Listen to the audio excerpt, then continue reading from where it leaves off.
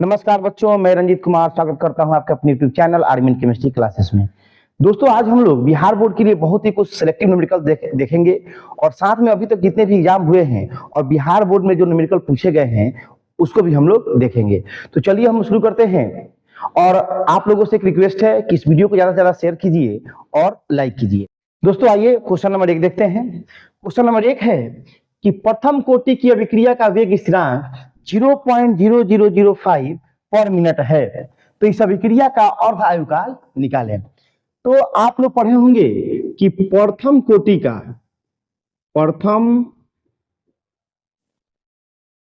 का जो half life होता है अर्ध आयुकाल, वो होता है आपका 0.693 बटा में के, जिसको हम डिनोट करते हैं टी हाफ बराबर 0.693 बटा के। क्लियर है? तो के का मान बाबू इसमें दिया हुआ है, के जो हमारा दिया हुआ है 0.0005 पर मिनट। क्लियर है? तो आपको निकालना है यहां से टी हाफ का मान, तो हो जाएगा 0.93 बटा में 0.0005। क्लियर है? अब देखिए यहाँ पे दशमलव के बाद 3 अंक है और नीचे दशमलव के बाद क्या है, 4 अंक है। तो ऊपर क्या करेंगे हम लोग, 1 अंक ज्यादा है नीचे दशमलव का, तो इसमें 10 से गुना करेंगे, दशमलव हटा देंगे और ये 5 से गुना करेंगे। क्लियर है? 5 से भाग देंगे इसमें, तो ये आपका हो जाएगा 3 दूना के 6, 9 दूना 18 और 6 दूना के 12, 1 13 मिनट। क्लियर है दोस्तों? चलिए आप लोग इसे स्क्रीनशॉट ले लीजिए। क्वेश्चन नंबर 2 देखते हैं। प्रथम कोटि की अभिक्रिया का अर्ध आयुकाल 10 मिनट है, तो अभिक्रिया की दर निकालें। यानी दर स्थिरांक आपको निकालना है। तो देखिए आपको टी का मान दिया हुआ है, टी हाफ का मान, अर्ध आयुकाल का मान दिया हुआ है 10 मिनट। क्लियर है? चलिए आपको निकालना है के का मान, तो के बराबर होता है 0.693 बटा में टी हाफ। क्लियर है दोस्तों? तो ये आपका हो जाएगा 0.693 बटा 10, तो 0.0693 पर मिनट। क्लियर है? आइए अगला क्वेश्चन देखते हैं। आइए दोस्तों हम लोग बात करते हैं क्वेश्चन नंबर 3 की। 5% यूरिया के घोल में 273 केल्विन तापमान पर प्रसारण दाब की गणना करें। तो देखिए यहाँ पे जो यूरिया का मात्रा दिया गया है वो दिया गया है आपका 5%।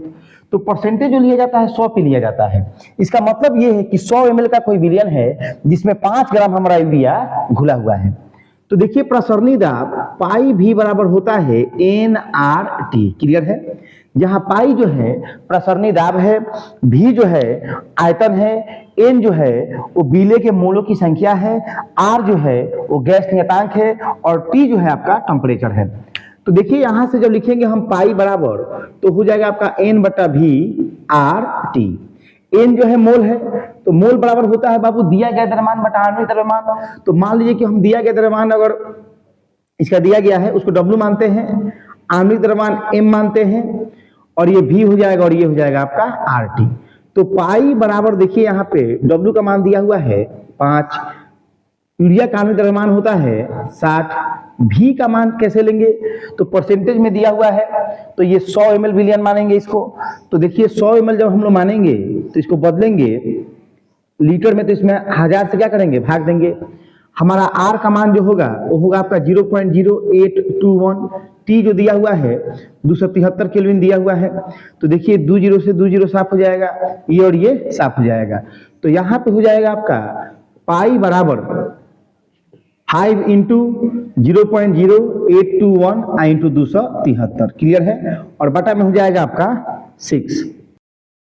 तो गुना भाग जब करेंगे तो इसका आंसर जो होगा 18.67 ATM। क्लियर है दोस्तों?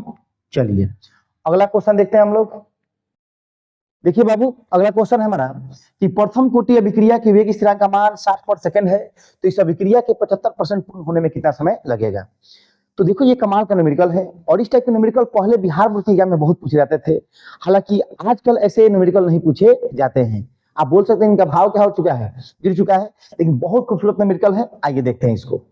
देखिए प्रथम कोटि अभिक्रिया का वेग स्थिरांक, मतलब आपको के का मान दिया हुआ है, के का मान जो है बाबू दिया है 60 पर सेकेंड। क्लियर है? अब देखो हमको निकालना है यहाँ समय, तो टी बराबर आप पढ़े होंगे अगर रासायनिक बलगति का प्रथम पुटी का रिएक्शन, तो उसमें रासायनिक बलगति समीकरण जो होता है वो होता है टी बराबर 2.303 बटा के लॉग ए बटा ए माइनस एक्स। क्लियर है? जहां ए जो है वो अभिकारक की प्रारंभिक सांद्रता होती है और ए माइनस एक्स जो होता है वो अभिकारक की शेष सांद्रता होती है। तो यहाँ पे परसेंटेज यूज किया गया है, यानी अभिकारक की जो प्रारंभिक सांद्रता होगी एक की अगर मैं बात करूं तो आपका 100 होगा। अगर मैं एक्स की बात करूं, एक्स का मतलब क्या है, कितना खर्च हो गया, तो कितना होगा 75 होगा। अगर मैं बात करूं ए माइनस एक्स का, तो बाबू ये कितना हो जाएगा 100 माइनस 75 यानी 25। क्लियर है? अब देखिए जब टी का मान हम लोग निकालेंगे तो 2.303 बटा के का मान कितना दिया है 60, लॉग लेंगे ए का मान जो है आपका प्रारंभिक सांद्रता 100 है और शेष सांद्रता जो बच गई है वो है आपका 25, ये कट जाएगा आपका। तो यहां हो जाएगा टी बराबर 2.303 बटा 60 लॉग 4। लॉग 4 का मान आप लॉग टेबल से देख सकते हैं। क्लियर है? और उसके बाद इसको हम लोग क्या करेंगे, कैलकुलेट करेंगे। तो लॉग 4 का जो मान होता है आपका वो होता है टी बराबर 2.303 बटा 60 और लॉग 4 का मान होता है 0.6021। क्लियर है? जब बाबू इसको हम लोग कैलकुलेट करेंगे, जब इसका कैलकुलेशन किया जाएगा तो इसकी जो वैल्यू आएगी वो होगा आपका 0.231 सेकेंड। क्लियर है? चलिए कैलकुलेशन आप लोग कर लीजिएगा, क्योंकि मैं तो हम पढ़ा नहीं रहे हैं, हमने आपको प्रोसेस क्या किया है समझा दिया है कैसे न्यूमेरिकल बनते कैसे हैं। क्लियर है? अगला क्वेश्चन देखते हैं दोस्तों। आइए दोस्तों अगला क्वेश्चन देखते हैं।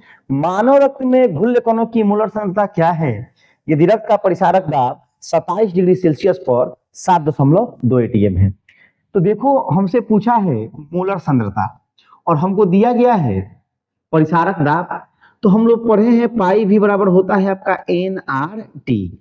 तो यहां से अगर मैं पाई का मान लिखूं तो ये हो जाएगा एन बटा भी आर टी, और मोलों की संख्या और बटा में जब आयतन आ जाता है तो ये आपका हो जाता है कॉन्सेंट्रेशन सी, यानी पाई बराबर हो जाएगा आपका सी आर टी। क्लियर है? इस सी का मान जब हम निकालेंगे तो सी बराबर हो जाएगा पाई बटा आर टी। क्लियर है?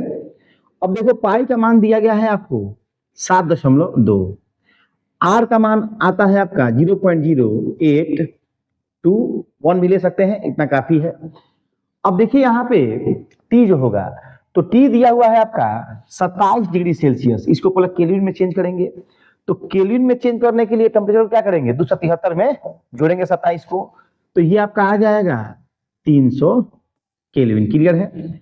अब जब इसका कैलकुलेशन हम लोग करेंगे तो इसका कॉन्सेंट्रेशन जो आएगा वो आएगा आपका 0.29 m। क्लियर है दोस्तों? चलिए अगला क्वेश्चन देखते हैं। देखिए दोस्तों क्वेश्चन है हमारा कि 40 ग्राम बेंजीन में 3.24 ग्राम सल्फर घोलने पर विलयन का क्वथनांक बेंजीन के क्वथनांक से 0.81 केल्विन अधिक हो जाता है। बेंजीन के लिए केबी 2.53 केल्विन केजी पर मोल है, सल्फर का अणुसूत्र क्या होगा। तो देखिए जनरली इस टाइप के क्वेश्चन में आपसे आणविक द्रव्यमान पूछे जाते हैं, लेकिन यहाँ पे क्वेश्चन को एक स्टेप और बढ़ा दिया है और पूछा है आपका सल्फर का अणुसूत्र। तो सबसे पहले हम लोग देखेंगे कि हमको दिया क्या क्या गया है। तो देखिए यहाँ पे बीले की मात्रा दी गई हमको, मतलब कि ए की मात्रा, ए मान लीजिए बीले है तो ए की मात्रा दी गई है आपको 3.24 ग्राम। क्लियर है?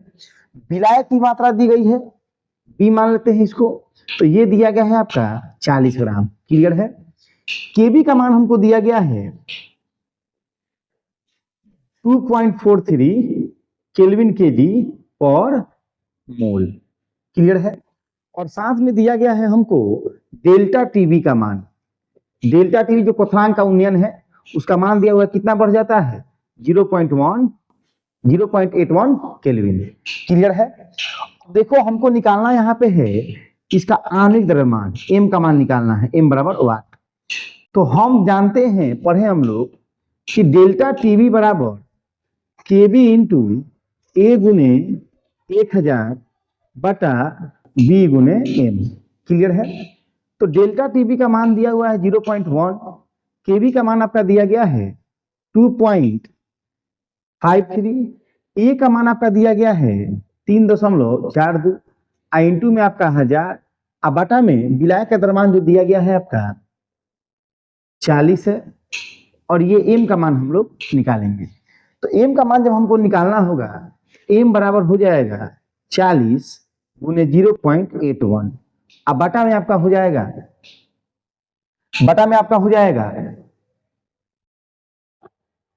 2.53 गुने 3.24 और 1000।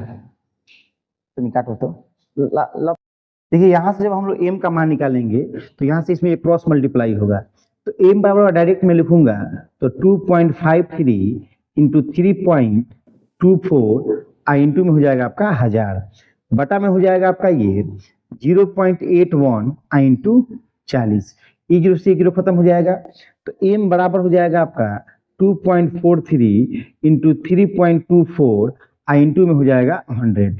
ये जब आपका मल्टीप्लाई होगा इसमें तो ये हो जाएगा 3.24, ये खत्म हो जाएगा, दशमलव के बाद 2 अंक है और एक पर 2 जीरो है, तो एम बराबर आपका हो जाएगा 253 ग्राम।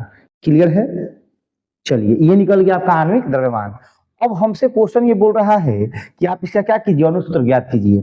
तो दोस्तों हम लोग जानते हैं कि सल्फर का जो आणविक द्रव्यमान होता है वो होता है आपका 32, और ये टोटल द्रव्यमान उसका कितना आया है 253, तो 253 बटा 32 करेंगे तो ये लगभग जाएगा आपका 7.9 के आसपास में, यानी 8, यानी सल्फर का जो अनुसूत्र होता है, अनुसूत्र आएगा इसमें, वो आएगा आपका S8।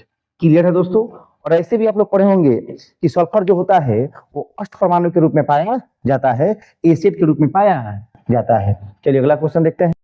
देखिए दोस्तों, ये क्वेश्चन जो है ये तो बहुत सिंपल क्वेश्चन है, लेकिन आजकल एग्जाम में से क्वेश्चन खूब पूछे जा रहे हैं कि एक अभिक्रिया A प्लस बी, ये अभिकारक हो गया आपका, और ये उत्पाद में कन्वर्ट हो रहा है। वेग नियम दिया गया है आपको, K बराबर A के पावर 1/2, कॉन्सेंट्रेशन ऑफ A के पावर 1/2 है, और कॉन्सेंट्रेशन ऑफ B के पावर जो है वो 2 है। तो आपसे पूछ रहा है अभिक्रिया की कोटि। तो देखिए, ऐसे क्वेश्चन में अभिक्रिया की कोटि जब भी आपसे पूछे तो इसमें जो आपका दर समीकरण दिया रहता है, दर नियम जो दिया रहता है, उसमें कॉन्सेंट्रेशन का घात का योग जो होता है वही आपकी अभिक्रिया की कोटि होती है। तो देखिए, इसमें कॉन्सेंट्रेशन का घात कितना दिया गया है 1/2, और ये दिया गया है आपका 2, दोनों को ऐड कर देंगे, लघुत्तम हो जाएगा आपका 2, ये 1 + 4 यानी 5/2 यानी 2.5। तो इस अभिक्रिया की कोटि जो होगी आपका वो कितना होगा 2.5। ऐसे क्वेश्चन आपको ऑब्जेक्टिव में बहुत सारे पूछे जाएंगे। देखिए इसको, आइए दोस्तों देखते हैं अगला क्वेश्चन। 1 ग्राम एल्युमिनियम जमा करने के लिए विद्युत अवघट से कितनी देर तक 1.5 एम्पीयर विद्युत धारा प्रवाहित करनी होगी यदि इलेक्ट्रोड विक्रिया आपको ये दिया गया है। क्लियर है? तो देखिए, इस टाइप के न्यूमेरिकल जो आते हैं ये इलेक्ट्रोकेमिस्ट्री का आपका न्यूमेरिकल है, और ये फैराडे के नियम पर आधारित है। फैराडे का जो संयुक्त नियम है, मतलब कि प्रथम नियम और द्वितीय नियम, जो फैराडे का संयुक्त नियम है वहां से फॉर्मूला आता है W बराबर AIT बटा NF, उसी पर ये क्वेश्चन आपका बनेगा। तो आइए देखते हैं पहले दिया क्या गया है हमको दिया गया है W का मान 1 ग्राम दिया गया है दोस्तों, और I का मान दिया गया है 1.5 एम्पियर। क्लियर है? यहां से आप N का मान निकाल सकते हैं। यहाँ पे लॉस या ग्रहण किए गए इलेक्ट्रॉनों की संख्या जो है एल्युमिनियम के द्वारा वो है आपका 3। क्लियर है? एल्युमिनियम का जो एटॉमिक मास होता है वो आपका होता है 27। तो यहां से आएगा W बराबर AIT बटा में NF। क्लियर है? तो W का मान आपका 1 दिया हुआ है, A का मान 27 है, I का मान 1.5 है, और T का मान हमको निकालना है। बटा में N का मान 3 होगा, और F जो है फैराडे नियतांक है, इसका मान होता है आपका 96,500 कूलम। तो ये कट जाएगा आपका 2 से, 1.5 दूना 3। तो यहाँ जो T बराबर आएगा, तो T बराबर आपका आएगा 96,500 बटा में 27। क्लियर है? जब इसमें हम लोग भाग देंगे तो ये वैल्यू जो होगा बहुत बड़ा आएगा, बहुत बड़ा वैल्यू आएगा, और सेकंड में आएगा। तो सेकंड को हम लोग घंटा में बदलने के लिए क्या करेंगे, उसमें 3600 से भाग देंगे, तो आपका जो आंसर आएगा वो आएगा 1.98 घंटा। क्लियर है दोस्तों? चलिए अगला क्वेश्चन देखते हैं हम लोग। आइए दोस्तों देखते हैं क्वेश्चन नंबर 10। 5 एम्पीयर विद्युत धारा CuS/4 बिलियन से 30 सेकंड तक प्रवाहित किया गया, कैथोड पर निक्षेपित कॉपर की मात्रा ज्ञात करें। तो ये सेम क्वेश्चन बिल्कुल वैसा ही है। यहाँ पे देखिए टी का मान जो हमको दिया गया है वो दिया गया है आपका 30 सेकंड, क्लियर है। और आई का जो मान दिया गया है वो 5 एम्पीयर दिया गया है, क्लियर है। कॉपर की निक्षेपित मात्रा हमसे पूछा था। कॉपर का जो एटॉमिक भार होता है दोस्तों वो होता है आपका 63.5। कितना होता है? 63.5। अब निकालेंगे यहाँ से डब्ल्यू का मान। तो डब्ल्यू बराबर जो होता है AIT बटा में NF। तो ए का मान होता है आपका 63.5, आई का मान आपका दिया गया है 5 एम्पियर, टी का मान 30 सेकंड है, और एन जो होता है देखिए CuS/4 का मिलियन में Cu जब टूटता है तो इस पर 2 प्लस आता है ऐसे, Cu+2, क्लियर है। ये वाला मतलब इसमें एन का मान जो होगा 2 होगा और एफ का मान जो होगा 96,500 कूलम होगा, क्लियर है। जब इसको कैलकुलेट करेंगे दोस्तों, जब गुना भाग आप कीजिएगा, ये कर लीजिएगा आप लोग, ठीक है ना। तो यहाँ आपका आएगा 0.049, क्लियर है। तो निक्षेपित मात्रा जो है कॉपर की वो 0.049 ग्राम है, क्लियर है। चलिए अगला क्वेश्चन देखते हैं। और देखो ये पूरा का पूरा वीडियो जो है वो न्यूमेरिकल है इसमें, ठीक है ना। तो आप लोग पूरा वीडियो देखिएगा, क्योंकि इसे बाहर से न्यूमेरिकल अभी आप आने वाला आपके बोर्ड में नहीं है। और भी क्वेश्चन हम क्या करेंगे, इस पर कराएंगे, अभी बहुत सारा क्वेश्चन है हमारे। चलिए दोस्तों ये वाला क्वेश्चन देखते हैं। एक यौगिक का चुंबकीय घूर्ण 3.9 BM है। BM का मतलब होता है आपका बोल्ट मैग्नेट्रॉन है। तो यौगिक के आयन में कितने अयुग्मित इलेक्ट्रॉन है, ये क्वेश्चन हमसे पूछा हुआ है। तो देखिए इस टाइप के न्यूमेरिकल भी एग्जाम में आपके आ सकते हैं, और ये न्यूमेरिकल पर हम लोग बहुत कम ध्यान देते हैं, ठीक है ना। तो हम लोग पढ़े कि बोल्ट मैग्नेट्रॉन म्यू जो होता है वो रूट अंडर होता है आपका n × n+2, क्लियर है। इसका मान दिया गया है आपको 3.9, क्लियर। और फॉर्मूला इसका हो गया n × n+2, क्लियर है। तो देखो इसको सबसे आसानी से सॉल्व अगर ऐसे किया जाए, मान लीजिए कि इसको हम अगर ये पूरे गणितीय रूप से इसको सॉल्व करेंगे तो ये बड़ा जटिल हो जाएगा, क्योंकि ये इधर आके स्क्वायर बनेगा, फिर आपका ये द्विघात समीकरण का रूप धारण कर लेगा।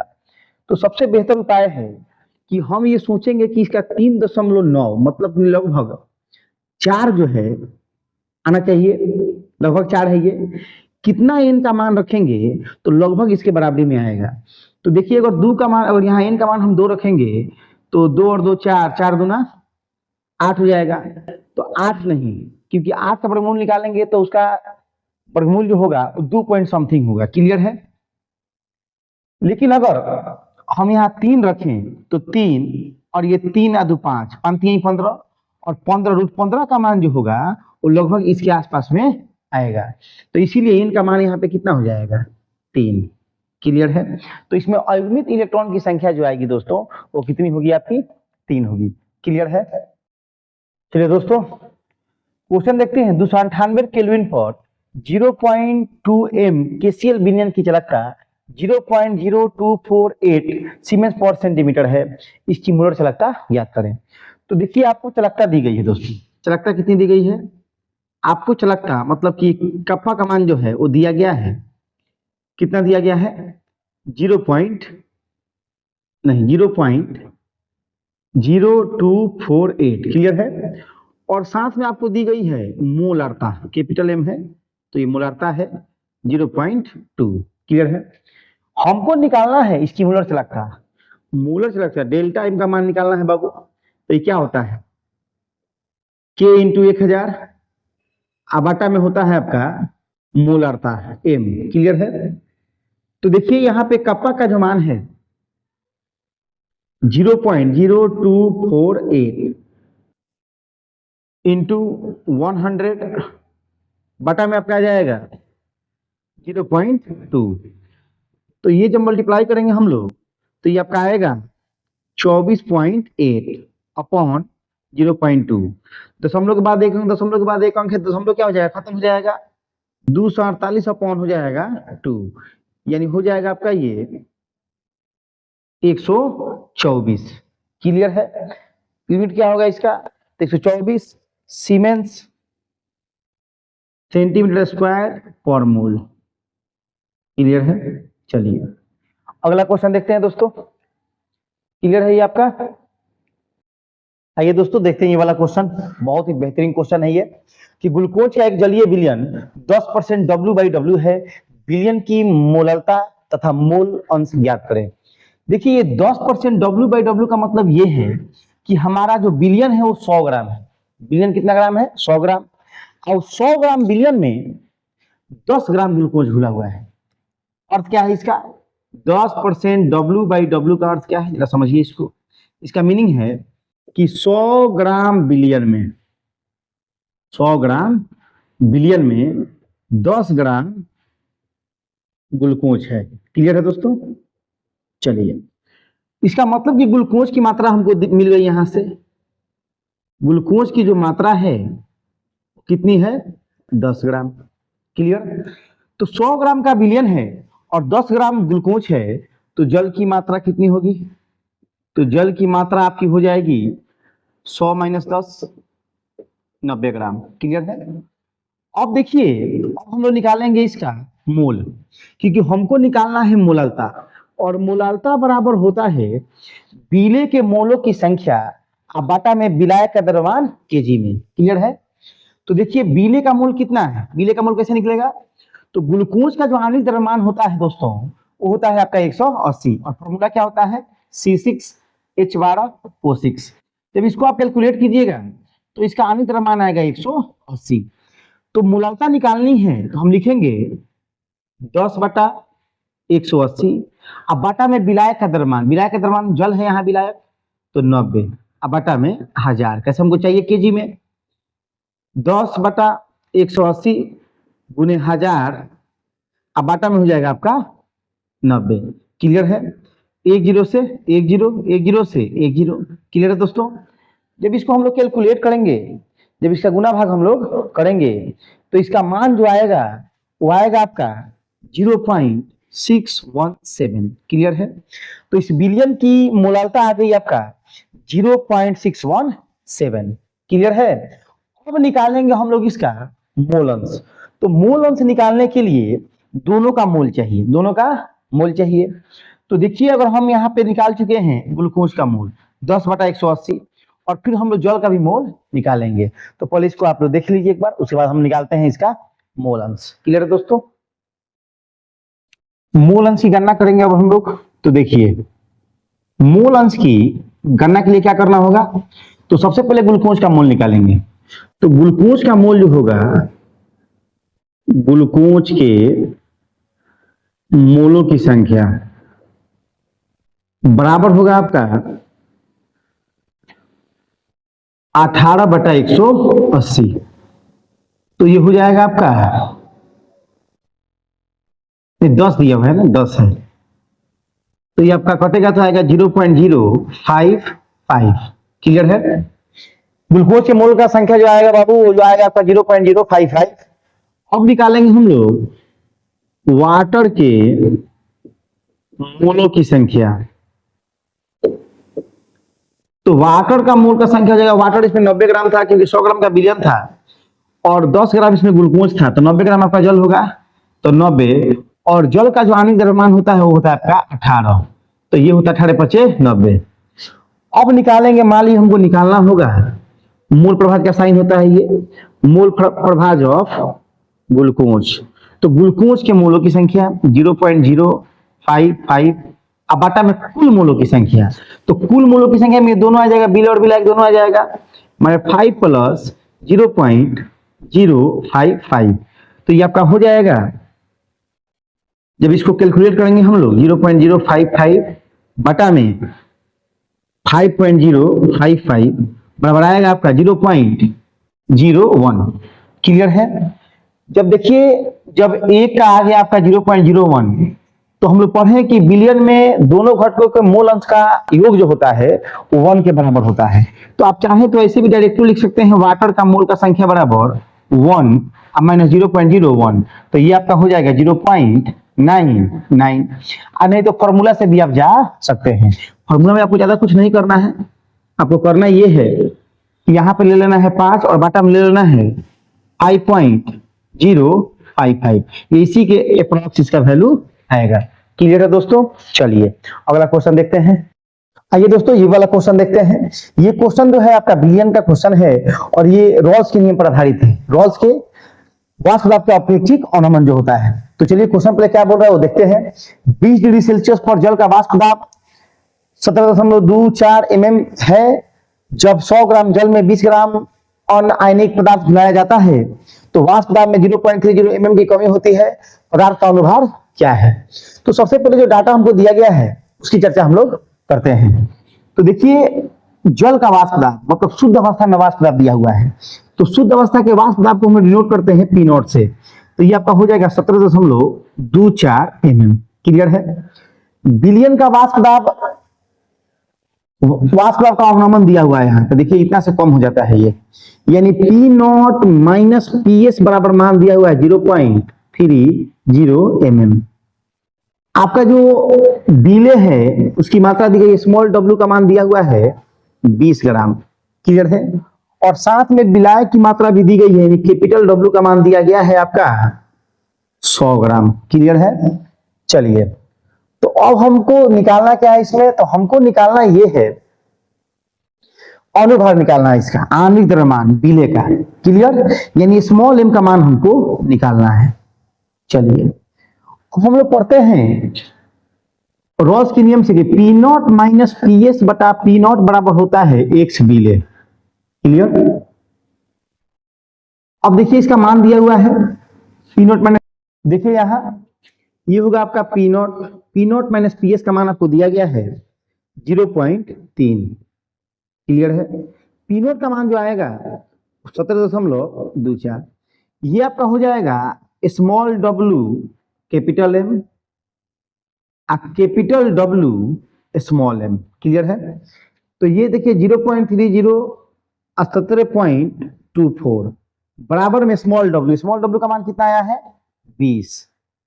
कैपिटल एम, तो कैपिटल एम का मतलब है कि जल का आणविक द्रव्यमान। तो जल का आणविक द्रव्यमान कितना होता है 18 बटा स्मॉल डब्ल्यू कैपिटल डब्ल्यू, तो कैपिटल डब्ल्यू का मान कितना दिया गया है 100 ग्राम। स्मॉल एम का मान हमको निकालना है। तो ये 1 0 से 1 0 और ये हो जाएगा आपका 5। क्लियर है?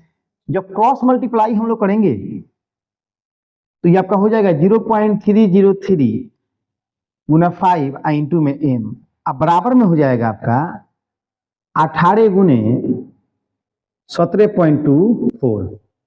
एम का मान जो आएगा 18 गुने 17.24 बटा में 0.30 इंटू 5।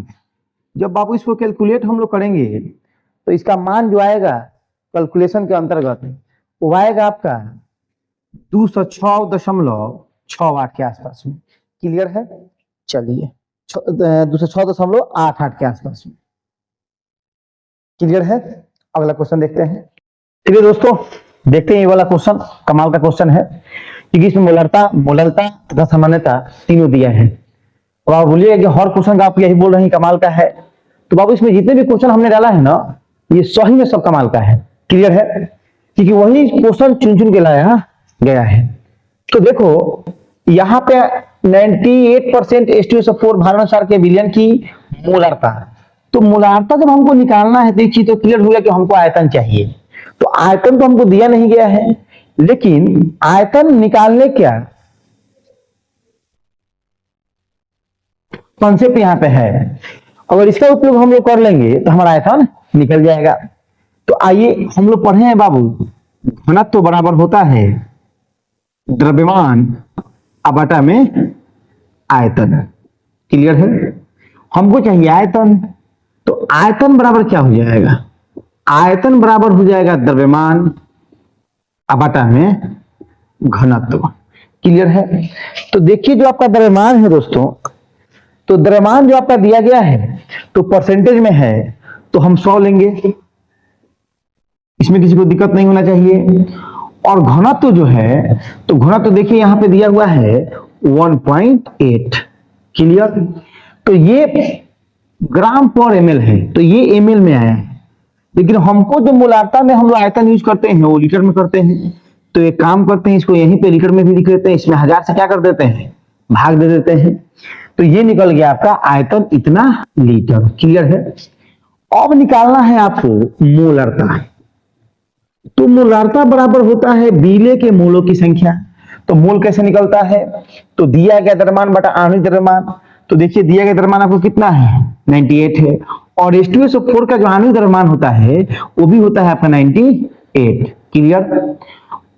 बटा में आयतन लीटर में आपको चाहिए, तो 100 गुने 1.8 200। अब देखिए 20 से 20 खत्म हो जाएगा, तो यहाँ पे बचेगा 98 अपॉन 98 और ये 1 ये गुना करेंगे तो 18। ये और ये खत्म हो जाएगा, आपका 18 ऊपर चला जाएगा। तो जो इसकी मोलारता होगी वो होगी आपका 18 M। क्लियर है? अब निकालना है दोस्तों इसकी मोलालता है। तो मोलालता निकालने के लिए फॉर्मूला क्या है? तो मोलालता के लिए तो मोल चाहिए आपको, तो मोल तो यही दे देगा आपका 98 अपॉन 98। क्लियर है? लेकिन इसमें चाहिए आपका विलायक का द्रव्यमान केजी में। विलायक का द्रव्यमान केजी में। तो विलायक का द्रव्यमान कितना है? तो विलायक का द्रव्यमान जो है आपका वो 100 ग्राम है। तो 100 अपॉन केजी में चाहिए, तो कितना हो जाएगा? 1000 से भाग देंगे इसमें, तो ये और ये स्वाहा हो जाएगा आपका, ये और ये भी स्वाहा हो जाएगा, ये 10 चला जाएगा ऊपर, तो ये आ जाएगा आपका 10M। क्लियर है? अब आपको चाहिए नॉर्मलता। तो नॉर्मलता में क्या होता है कि तुल्यांकी ग्राम तुल्यांकी भारों की संख्या। तो ग्राम तुल्यांकी भार कैसे निकलता है? तो दिया गया द्रव्यमान H2SO4 का 98, अब बाटा में तुल्यांकी भार। तो H2SO4 का जो तुल्यांकी भार होता है वो होता है आपका 49। अब बाटा में आयतन। तो आयतन तो यहां पे हम लिखे थे इसको, आयतन कितना था हमारा? 100 1.8 अपॉन ये आपका कट जाएगा, 20 से 20 खत्म हो जाएगा, ये हो जाएगा आपका 2 बार में जाएगा, तो ये कितना हो जाएगा? n बराबर आपका हो जाएगा 2 और ये जाएगा आपका ऊपर 18। क्लियर है? कुछ बचा भी है इसमें? नहीं। तो ये हो जाएगा आपका 36N। क्लियर है? तो इस प्रकार से इस विलयन की जो मोलारता आई है वो 18M आई है, जो मोलारता आई है वो 10M आई है, और जो नॉर्मलता है दोस्तों वो की आई है 36N। क्लियर है? चलिए नोट कर लीजिए इससे आप लोग। दोस्तों अगले वीडियो के लिए आप लोग हमारे चैनल से जुड़िए और इसे ज्यादा से ज्यादा क्या कीजिए? लाइक कीजिए और शेयर कीजिए। क्लियर है? और देखो ऐसा है कि न्यूमेरिकल पर और भी सारे वीडियो में लेकर आऊंगा, क्योंकि आपके बोर्ड में एक भी आपका न्यूमेरिकल छूटना नहीं चाहिए। धन्यवाद।